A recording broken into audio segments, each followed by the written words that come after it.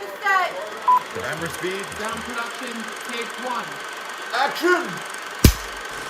If you're new here, it's the weekend. On the weekends, we like to do animation. We here on the AKAPAD Film Buff podcast, we emulate the feeling of waking up early. And you had to be an 80s kid, 80s, mid-90s kid, but you were able to wake up in your Jommy Joms, get a bowl of the most sugar-packed cereal the market can allow, and some whole milk, red cap, right? I saw like a pink cap. What's the pink cap? Is that skim?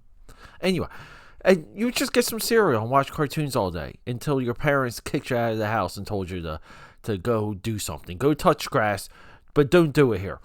That was growing up in New Jersey for me, guys. That was my youth.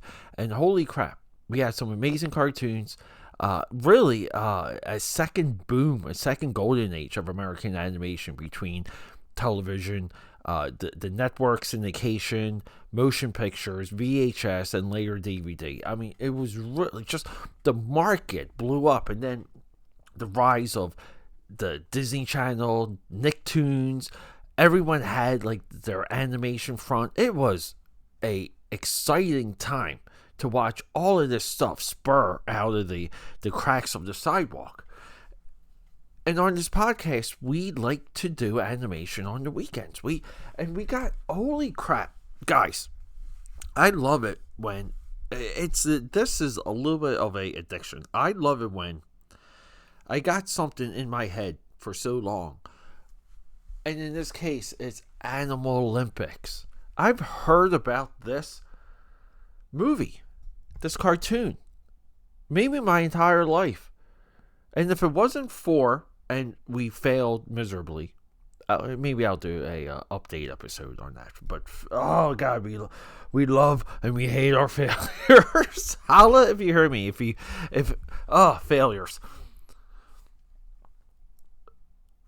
When I watched this, I realized something. And we breach this framing from time to time, aka Padders, but there is something to be said of a dead commentary when it comes to animation, international anime, and in this case, like American animation, but a little bit of help up north. Because Canada had a front at one time. They had a sizable animation industry. This is a part of it. And two of the creators around this, we have one of the guys behind Tron, Steven Lisberger. And then we have Brad Bird as one of the animators. Brad Bird, Mission Impossible, I believe Ghost Protocol, Tomorrowland with George Clooney. But we like him as the Iron Giant guy. Some of your Pixar fanatics out there might say, incredible. So we get Tron and the guy that directed the Tom Cruise movie. And this is something I heard about. I never heard about who was involved. I just heard this was something maybe to watch. It was good, better than it sounded. It was popular. Right? Like, some generally leaning towards positive. And this never hit my radar. And I'm watching this. And I'm saying the Canadian link here. Because, a lot of the animals look very close to rock and roll. Which populates now if you search that on Google. Because we did a somewhat of a review discussion a couple months ago about rock and roll. Where it's just no longer available right now on stream. But if you Googled it, I think there's a Facebook post that has the entire movie, so please watch it. So we get similar character designs, and then we get some of the best on-screen graphics I have ever seen. Airbrushed. They have that 80s, and we're talking 1980 here though, right? But it's that glow where it just kind of rims and walks around the character. Incredible effects. And then we get into, the story. And there's no story. It's just funny voices. Billy Crystal, Gilda Radner, who combined are about 10 characters. And this is what celebrity voices were back in the day. If you can do like a funny, squeaky, high pitch, low pitch voice, you were hired. Now, voice actors have a wonderful range, and they're just way more skilled. But before, if you were like a comedian or in the comedic arts in some fashion, you would eventually get animation work very differently. Things are very different now. But we get commentary, we get characters like an ostrich in front of the television, like in front of the lens with the microphone doing the commentary, and then we get to see the event. This is exactly how we would expect this to roll out. And where is this exceptional? The character design, the character animation, and the gags are fantastic. I kind of want to say the gags here are Disney level. They're above Disney at this time. When we talk about Disney skidding, this is what we're discussing. We're discussing Smurfs the Magic Flute, Care Bears the movie. And we can put this one in there, Animalympics. Competing one-to-one with Disney. Now, overall quality, maybe.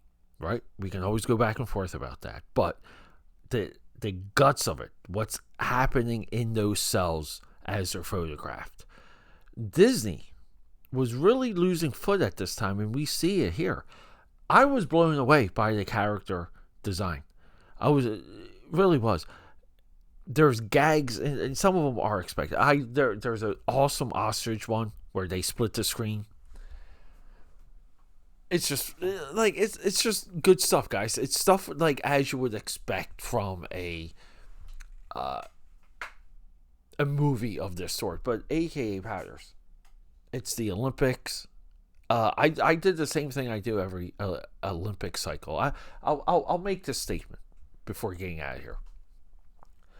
Every single Olympic for like the 4 years, even if it's summer and winter. I think everyone collectively says we're done with the Olympics. We don't like the coverage. They don't do it like they used to, right? Like all of these. The Super Bowl's getting a little bit like that too, right? Like it doesn't seem like any Super Bowl can please anybody anymore. But then we always watch it, right? Or if we miss it, we catch up. We watch it, right? Like we'll eventually watch it. That's the way I'm at right now. And I was originally planning a bigger Olympic rollout of just a bunch of stuff. Maybe in this coming week we can get there. But at the same time, we've had a crisis in the family that's pulled me away from everything, and sometimes even like on a concentration level. It's tough. So I just want to say, guys, check this out. Watch the Olympics. Celebrate the Olympics.